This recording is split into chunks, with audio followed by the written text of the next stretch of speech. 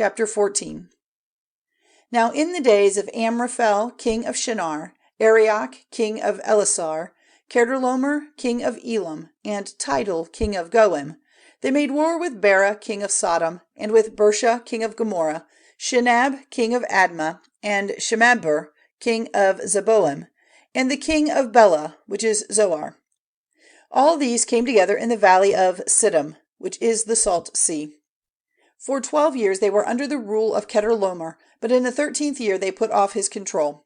And in the 14th year Quedorlaomer and the kings who were on his side overcame the Rephaim in Asterote-Carnaim, and the Zuzim in Ham, and the Emim in Savé-Quiriataim, and the Horites in their mountain Seir, driving them as far as El-Parã, which is near the wasteland.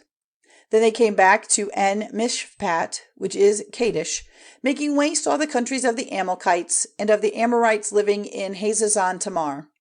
And the king of Sodom, and the king of Gomorra, and the king of Admah, and the king of Zeboim, and the king of Bela, that is Zoar, went out, and put their forces in position in the valley of Siddim, against Quedorlaomer, king of Elam, and Tidal, king of Goim, and Anrafel, king of Sinar, and Arioque, king of Elasar, 4 kings against the 5.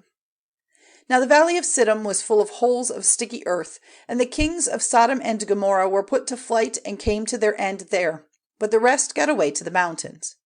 And the 4 kings took all the goods and food from Sodom and Gomorrah and went on their way. And in addition they took Lot, Abram's brother's son, who was living in Sodom, and all his goods. And one who had got away from the fight came and gave word of it to Abram the Hebrew, who was living by the holy tree of Mamre, the Amorite, the brother of Eshcol and Aner, who were friends of Abram. And Abram, hearing that his brother's son had been made a prisoner, took a band of his trained men, 318 of them, sons of his house, and went after them as far as Dan.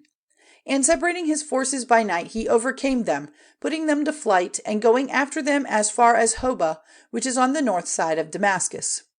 And he got back all the goods, and Lot his brother's son, with his goods, and the women and the people. And when he was coming back after putting to flight Quedorlaomer and the other kings, he had a meeting with the king of Sodom in the valley of Shaveh, that is, the king's valley.